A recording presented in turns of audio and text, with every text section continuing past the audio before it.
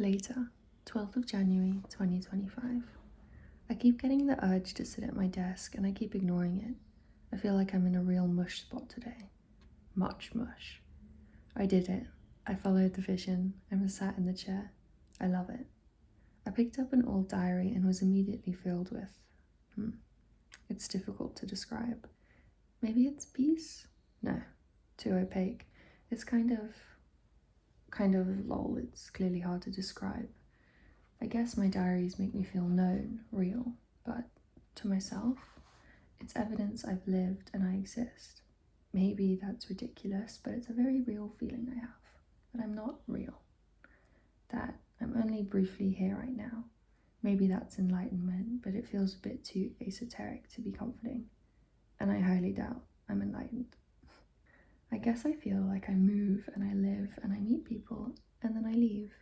All very brief, all very forgettable. But my diaries are proof I've lived, proof I've continued. Sitting in this chair was an awesome provocation to write. I should trust these urges. Writing that I thought about moving and law school, and I shook my head involuntarily. Silly gem, it doesn't matter. Like that beautiful scene from, is it Kung Fu Panda, where Mr. Icon Turtle Guy is like, do, don't do, blah, don't blah. It doesn't matter, which made me ecstatic, underlined. It's been a pretty regular occurrence lately, this whole do it or don't do it, it really doesn't matter.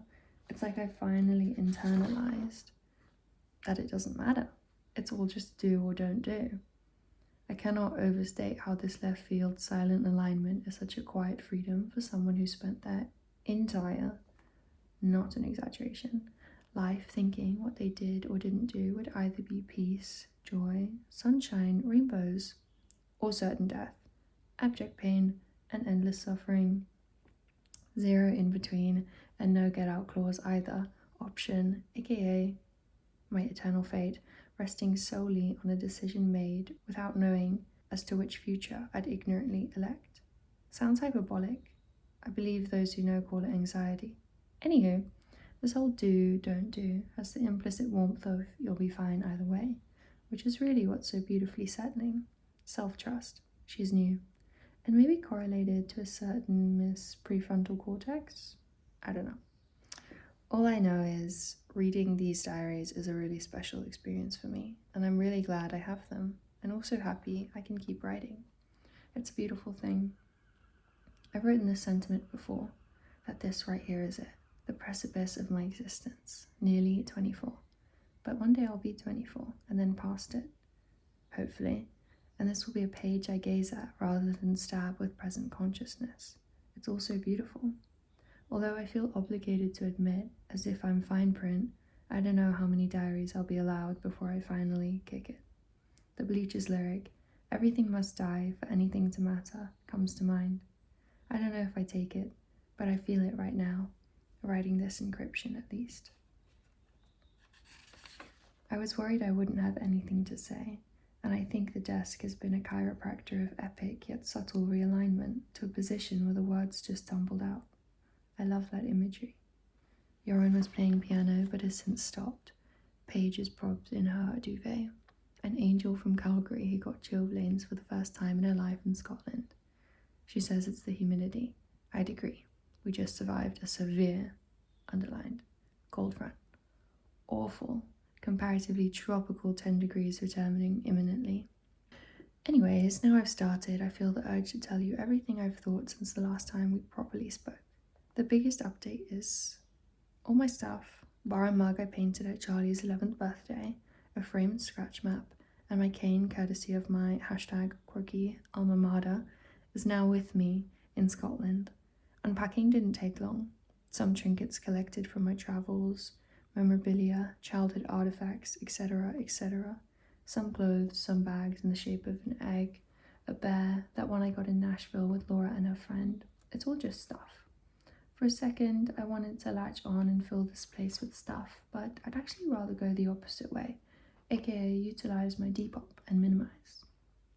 I'd really love to be able to put my life into a carry-on, foregoing the bedding of course, but Even still, just my fuzzy blanket, aka the best thing that's ever happened to me. Thank you, Donnell. Even my beautiful blue bedspread that requires the pattern quilt being on the inside at night because its fabrics are unbalanced and my legs get caught up. Slightly less of a thank you to Donnell. A backpack that doubles as a hiking pack and a little crossboard for the essentials is all I want and need. So that's what I'm doing. A couple pieces of each clothing type. That was such a strange way of writing that, but you know what I mean, and I'm set. Honestly feels so freeing. It's an ongoing task. I want to knit a few more things and finish up my wool.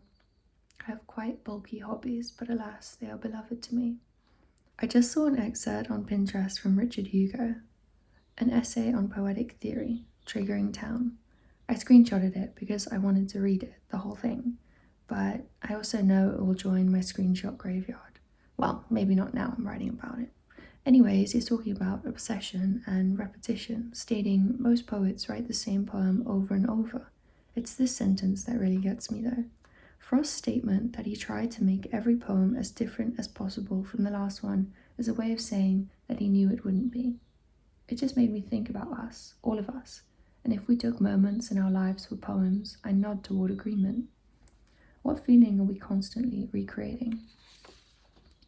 I had a conversation with a really cool, now maybe always, stranger about our favourite, or maybe it was least favourite, feeling. I know that changes the cloak holding the answer, but I honestly can't remember. Anyways, he said nostalgia. I think it was favourite, because he seemed like he had a lot to love in his history, but maybe I'm projecting.